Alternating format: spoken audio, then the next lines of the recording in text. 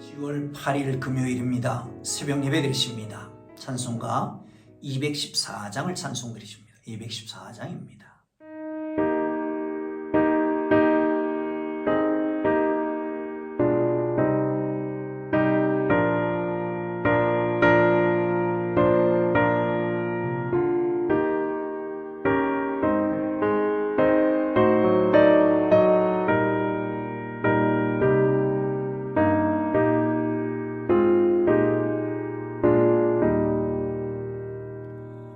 나 주의 도움 받고자 주의 예수님께 빕니다. 구원하라 하시사 날 받아 주소서. 내 모습 이대로 주 받아 주소서. 날 위해 돌아가신 주 날 받아 주소서. 큰 죄에 빠져 영죽을 날 위해 피 흘렸으니 주 형상대로 빚으사 날 받아 주소서. 내 모습 이대로 주 받아 주소서. 날 위해 돌아가신 주 날 받아 주소서.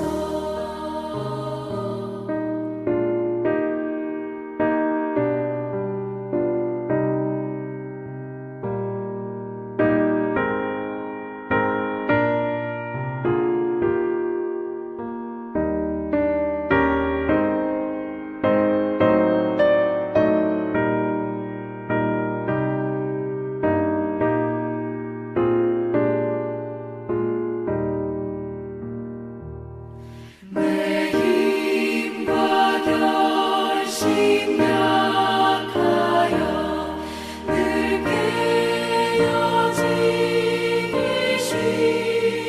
쉬우니 주 이름으로 구원해 날 받아 주소서. 내 모습 이대로 주 받아 주소서. 날 위해 돌아가신 주 날 받아 주소서. 내 주님 서신 발 앞에 나 꿇어 엎드렸으니 그 크신 역사 이루게 날 받아 주소서. 내 모습 이대로 주 받아 주소서. 날 위해 돌아가신 주 날 받아 주소서.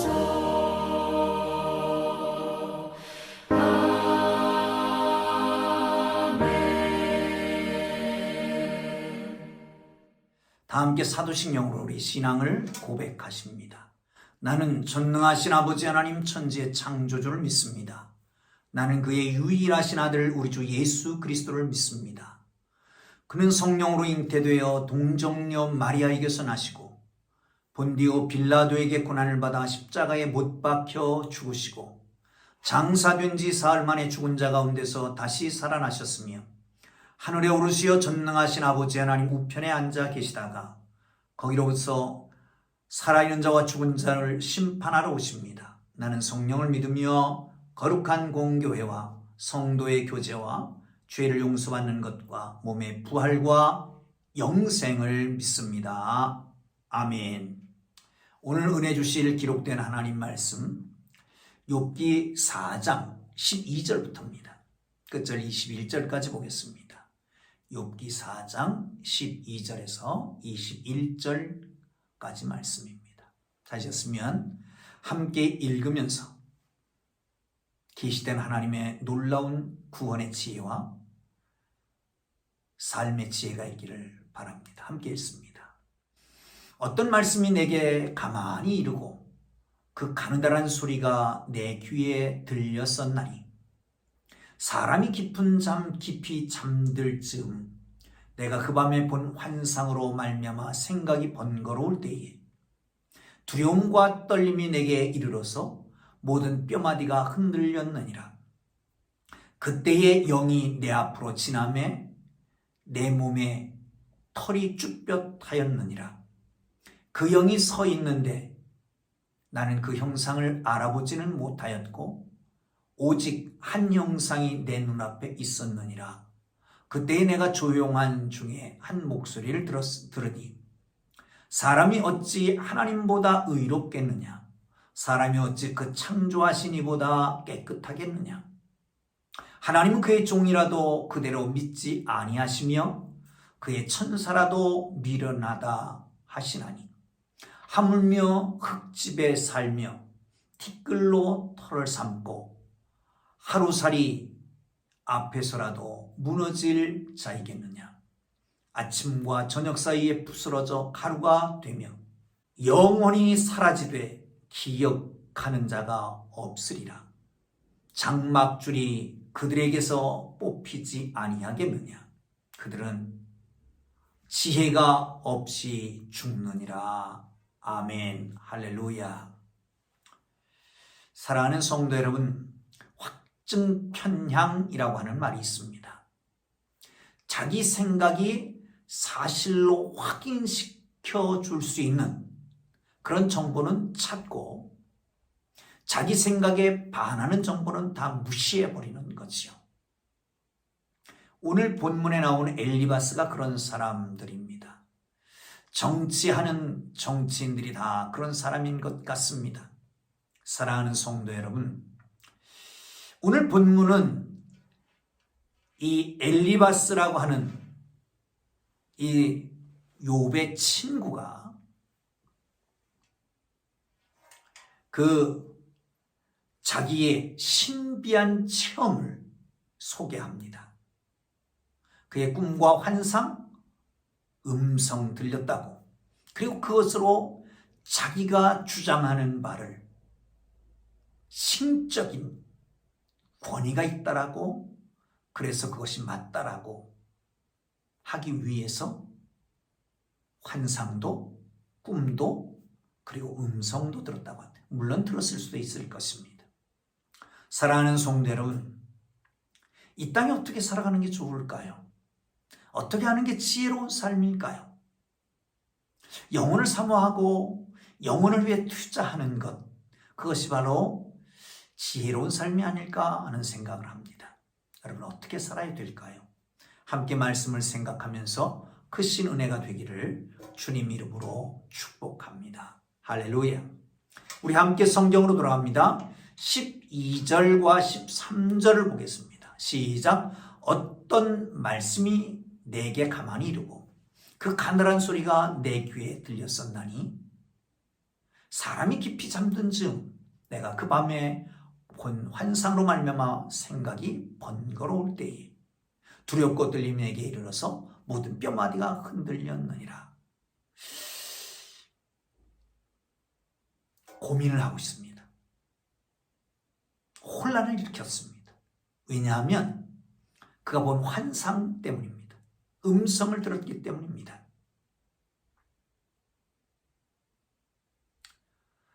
몸에 털이 쭈뼛 설 정도로 그야말로 소름 끼칠 정도의 영이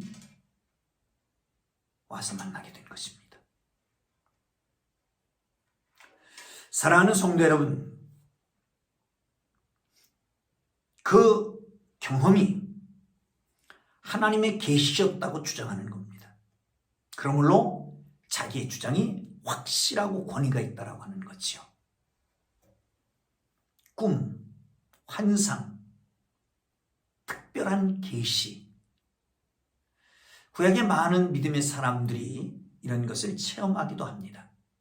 아브라함은 깊이 잠든 중에 환상을 보게 되지요.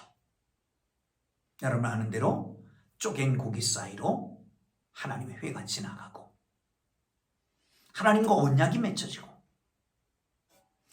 타민족에게 들어가서 400년간 종살이를 하다가 다시 돌아올 것이다 라고 하는, 그렇습니다. 뿐만 아니라 엘리야는 세미한 가운데 하나님의 음성을 듣습니다. 이사야도 모세야도 하나님의 말씀을 듣습니다. 이런 분들이 하나님의 음성을 듣고 환상을 보고 하나님의 일을 하게 되는 것을 볼 수 있습니다. 지금도 이렇게 특별한 환상이, 특별한 하나님의 신적인 경험, 신비한 체험이 없다고는 할 수 없지만, 그러나 이런 것들을 통해서 하나님이 특별한 사람에게 주신다라고 하는 것도 기억해야 될 것입니다. 아울러서 이 시대는 말씀이 완성됐습니다. 완전한 계시라고 부릅니다. 말씀을 통해서 역사하십니다. 여기 엘리바스가 본 이 자기의 영적 체험이 얼마나 신비하고 확실한지를 통해서 자기를 주장하려고 하지만, 그러나 이 모든 것들은, 그 경험은 모두가 하나님의 계시가 아닐 수도 있다는 거죠. 그러기에 하나님의 말씀을 통해서 그 경험을 명확하게 재해석해야 된다고 하는 겁니다.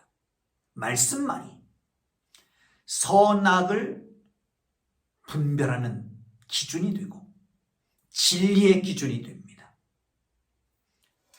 말씀만이 판단의 원천이 되는 것이지요. 이제는 완전한 계시 하나님의 말씀이 주어졌습니다. 하나님은 이 성경 말씀을 통해서 우리에게 말씀하시고 약속하시고 책망하시고 그 말씀을 통해서 우리를 일으켜 세우시며 보호하시고 지키시고 그 약속을 지켜가시는 것을 믿으시기를 축원합니다. 그러므로 날마다 말씀을 읽고 듣고 묵상하고 연구하고 암송하고 쓰고 하는 일에 많은 시간을 보내서 말씀 속에서 날마다 우리에게 특별하게 일용할 양식을 주시는 생명의 삶을 누릴 수 있기를 주님의 이름으로 축복합니다. 조금 더 보겠습니다. 17절 18절입니다. 사람이 어찌 하나님보다 의롭겠느냐? 사람이 어찌 그 창조하신 이보다 깨끗하겠느냐? 하나님은 그 종이라도 그대로 믿지 아니하시며 그의 천사라도 미련하다 하시나니. 아멘. 음성을 들었는데 그 음성의 내용이 이겁니다. 그 음성의 내용이 뭐냐? 사람이 어찌 하나님보다 의롭겠느냐? 사람이 어찌 창조하신 보다 깨끗하겠느냐? 하나님은 그 천사 하나님의 종들이라도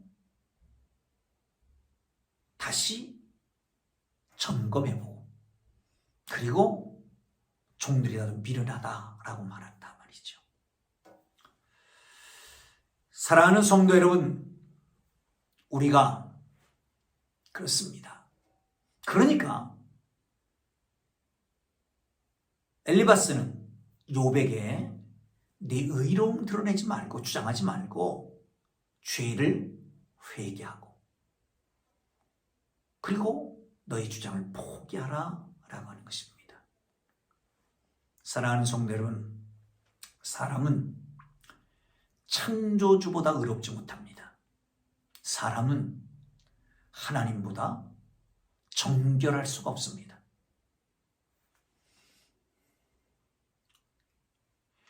하나님은 영적인 존재까지도 천사들까지도 흠을 찾아내십니다. 그러기에 사람은 두말할 것 없이 두말할 필요조차도 없는 것이죠. 의인은 없습니다. 하나도 없습니다. 인간은 하나님 앞에서 인정받을 만한 의롭고 선한 행동을 하나도 할 수가 없는 것입니다. 오직 의로우신 하나님 앞에서 사람들은 두렵고 떨림으로 서야 되고 구원을 이루어야 될 것입니다. 바울은 그렇게 얘기하잖아요. 또 한 가지 기억해야 될 것은 인간은 율법을 지키는 것 같은 선한 행위로 말미암아 구원을 얻을 수가 없는 존재입니다. 하나님께서 예수 그리스도로 말미암아 대속의 죽음을 죽게 하심으로 죄 사함을 얻었습니다. 하나님의 의를 부여받은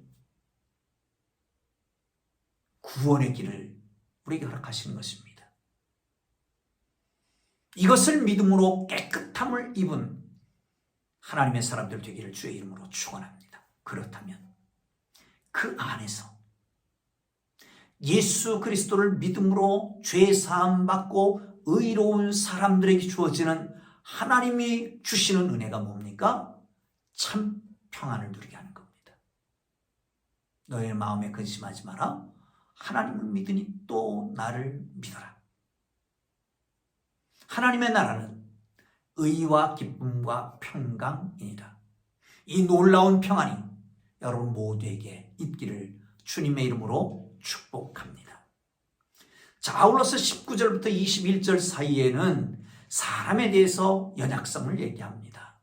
한번 보실까요? 하물며 흙집에 살며 천사들 얘기합니다. 하나님의 종들 얘기합니다. 하나님의 종들에게서도 흠을 찾아내고 미련하다라고 말하는 하나님께서 하물며 흙집에 살며 이것은 뭐라고 말할까요? 영혼의 집, 육체를 말하는 겁니다. 이 육체는 흙에서 와서 흙으로 돌아갈 존재이고 그리고 그 안에 우리의 영이 살아있다는 겁니다. 흙집에 살며 티끌로 털을 삼고 티끌에서 와서 티끌로 돌아가는 인생, 하루살이 같다고도 말합니다. 하루살이 앞에서라도 무너질 자에게는 하루살이, 아침에 생명이 주어져서 저녁이면 죽는 하루살이 같은 인생, 이 연약한 인생이죠. 또 한 번 얘기합니다. 아침과 저녁 사이에 부스러져서 가루가 되며 영원히 사라지되 기억한 바가 없다. 또한 장막줄을 얘기합니다. 장막줄은 뭡니까? 생명을 붙들고 있는, 지탱하고 있는 줄을 말합니다. 다시 말하면 고린도후서에서 말하는 것처럼 우리의 장막집이 무너지면 그런 말 하잖아요. 장막집은 뭡니까? 똑같이 영을 담고 있는 육체와 같이 영을 담고 있는 집을 말합니다. 이 집을 붙잡고 있는 생명줄이 하나 있습니다. 근데 이 생명줄이 큰 바람, 태풍이 불어오면 무너져 버리는 거예요. 뽑혀져 버리는 거예요. 그래서 생명을 잃어버리는 거예요. 욥을 빗대서 하는 말이잖아요. 네가 그렇게 온전하고 구비하고 조금도 부족함이 없다고. 온전하고 정직하고 하나님을 경외하고 악에서 떠났다고. 그러지만 큰 바람이 불어오니까, 고난이 닥치니까 이 역경 속에서 다 잃어버린 게 아니겠느냐라고 하는 겁니다. 그러기 전에 지혜롭게 살아라. 그렇게 말씀하고 있는 거지요. 그렇습니다. 인생이라고 하는 게 다 그런 거 아니겠습니까? 예, 그래요. 인생은 잠시 있다가 사라지는 안개와도 같습니다. 푸른 마르고 꽃은 시드나 여호와의 말씀은 영원하다라고도 말씀합니다. 사랑하는 성도 여러분, 지혜는 영원히 남는 것입니다. 인생은 아침 있다가 저녁까지 살고 죽어버리는 하루살이 같고 모두 죽음을 맞이할 수밖에 없으며 티끌로 돌아갈 뿐입니다. 당대에 많은 사람이 알아주고 환호하고 대인이라고 큰 사람이라고 기억했던 사람도 죽고 나면 아무 사람의 기억 가운데도 없어지고 마는 것입니다. 어리석은 자는 어떤 겁니까? 유한한 인생을 살면서도 영원한 걸, 가치 있는 걸 모르고 유한한 인생을 살아가면서 허망한 것만 쫓다가 결국은 사라져버리는 것입니다.